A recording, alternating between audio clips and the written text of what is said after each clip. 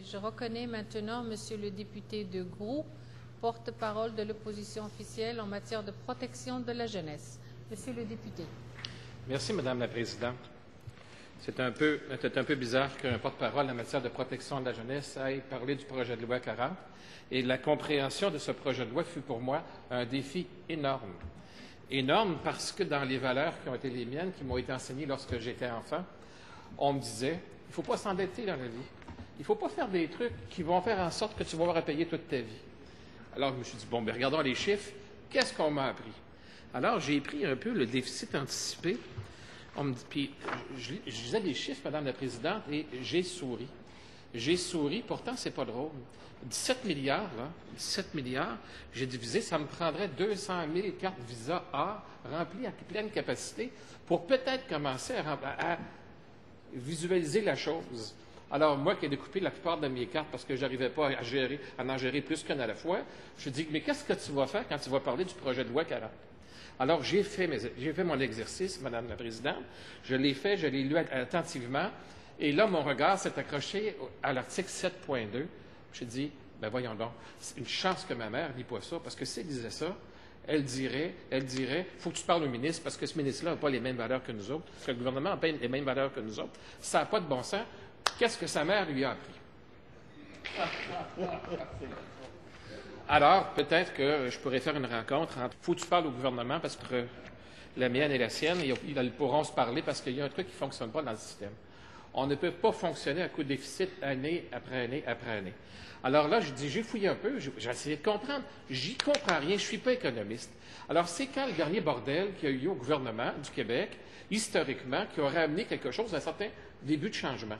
Alors, c'est au début des années 90, le même coup, déficit, qui amènera plus tard le gouvernement du Parti québécois, merci, il était là, à faire adopter la loi sur le déficit zéro, loi qui fut adoptée lorsque le gouvernement libéral aurait fait l'unanimité. Là, encore là, je n'ai pas compris que l'on puisse adopter une loi comme celle-là à l'unanimité, puisqu'on venait de passer au travers de nombreuses années où c'était déficit. Je vais essayer de comprendre. Et là, j'ai fouillé un peu et j'ai compris de certaines déclarations de certains députés du Parti libéral à l'époque. Et je lisais l'ampleur et même le député de Verdun qui était là à l'époque. Et là, je dois faire quand même un certain exercice pédagogique parce qu'il faut comprendre que certains de mes collègues parlementaires étaient fort jeunes et dans certains cas, peut-être même absents complètement de l'histoire. On disait à l'époque, du côté du gouvernement actuel, on disait « Qui brisera le sceau législatif apposé sur cette loi? » Il y avait quelque chose de cérémonial là-dedans.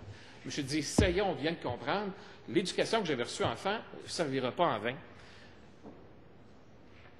On se retrouve avec le projet de loi 40, dans la même position que dans les années 90, mais avec une subtilité. La subtilité, c'est qu'il n'était pas question pour ce gouvernement d'aller à l'encontre d'une loi.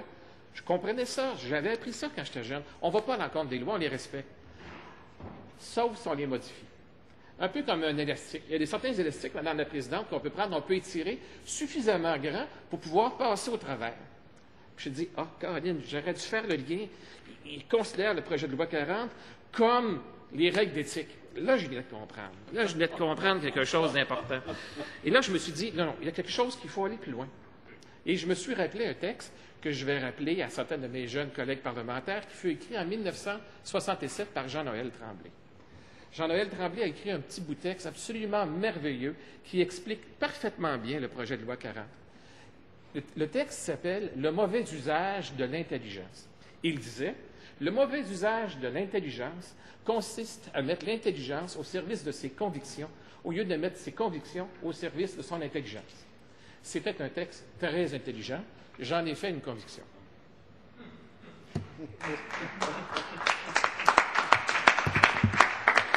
Et là, ça m'a rappelé quelque chose d'autre. Il y a une étude que vous connaissez sans aucun doute, une étude actuarielle qui nous annonce, ça il y a de nombreuses années, que vers l'année 2013, moi je ne suis pas actuaire, mais je lis, on disait que vers l'année 2013, nous aurions un record énorme au niveau du nombre de retraités au Québec.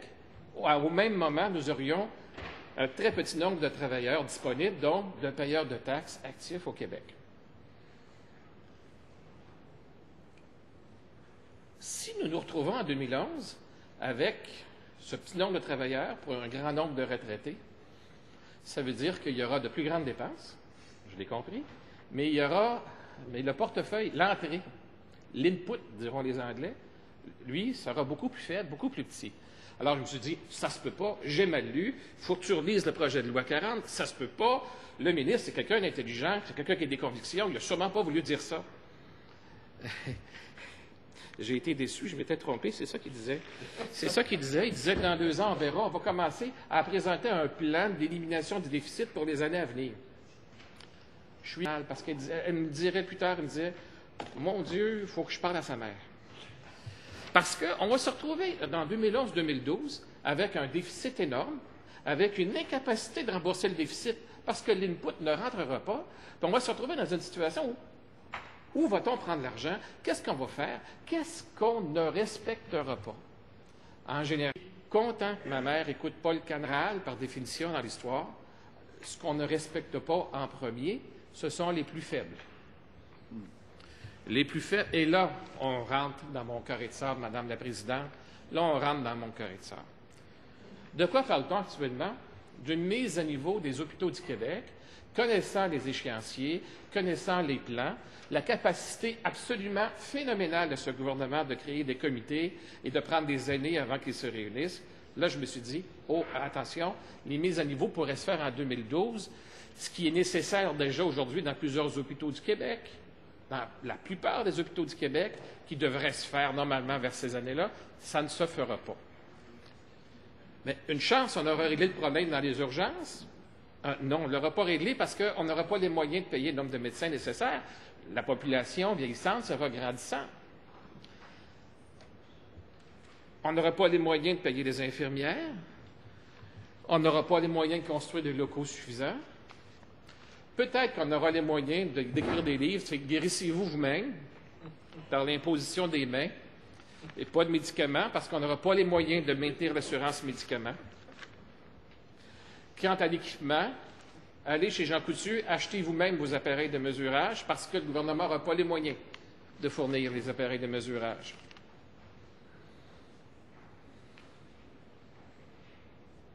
Les ratios médecins par 1000 habitants, naturellement, on n'y pensera pas, Madame la Présidente, ça ne sera pas nécessaire. Faites cultiver vos plantes médicinales, ça ne coûte pas cher. Dans différents réseaux, comme dans le réseau des affaires sociales, où, il faut le dire, d'ici 5 ans, c'est 50% des fonctionnaires, des intervenants sociaux, des gens qui s'occupent de nos malades, de nos personnes qui ont des problèmes sociaux, de nos enfants qui sont, encore une fois, les plus vulnérables du Québec, c'est la moitié qui vont prendre la retraite, sachant déjà que le gouvernement est incapable de recruter en nombre suffisant pour compenser les départs actuels. Alors, qu'est-ce que ça sera dans 5 ans?